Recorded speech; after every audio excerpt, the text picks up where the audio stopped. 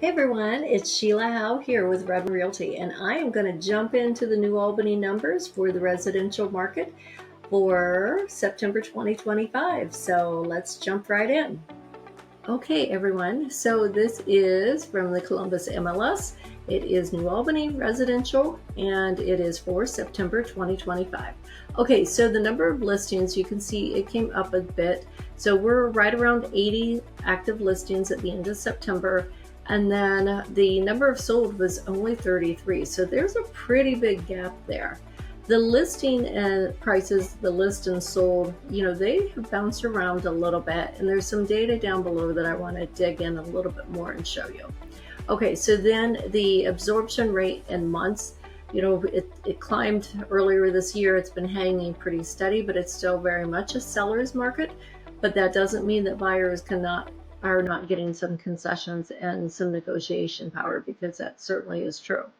And here is an example of it. So the sold to list ratio. So usually, we're in the high 90s. This month we were at 94. So that is definitely, a big drop from where we've been in the past, especially earlier in the spring. Okay, days on market, it fell and it's gradually climbing back up. So in September, it jumped up quite a bit. So it will be interesting to see what happens as we go through the fall here.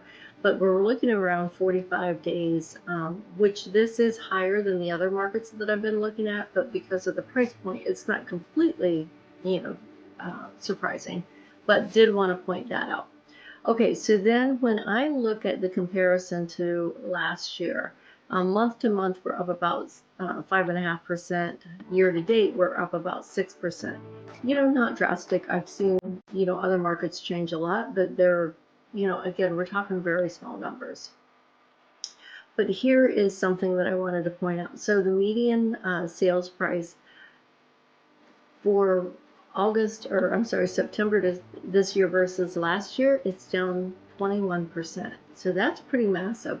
And even year to date, we're at 8.3%. Now, one of the things to call out is that this report doesn't break out condos.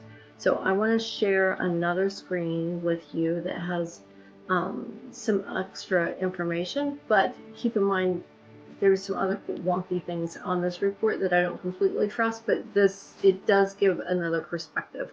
Okay, so if I come over here to the RPR report, and I just look at single family homes, then the median sales price is 580, but it's still down 20% month over month. So, but if I put in, the condos, you can see where,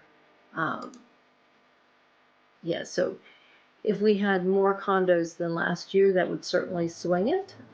So I wanted to point that out. Now I'm going to pop back over here just for one more set of numbers, and you can see what is driving that decrease in price. So we actually had 4 more in the 300 to 400,000.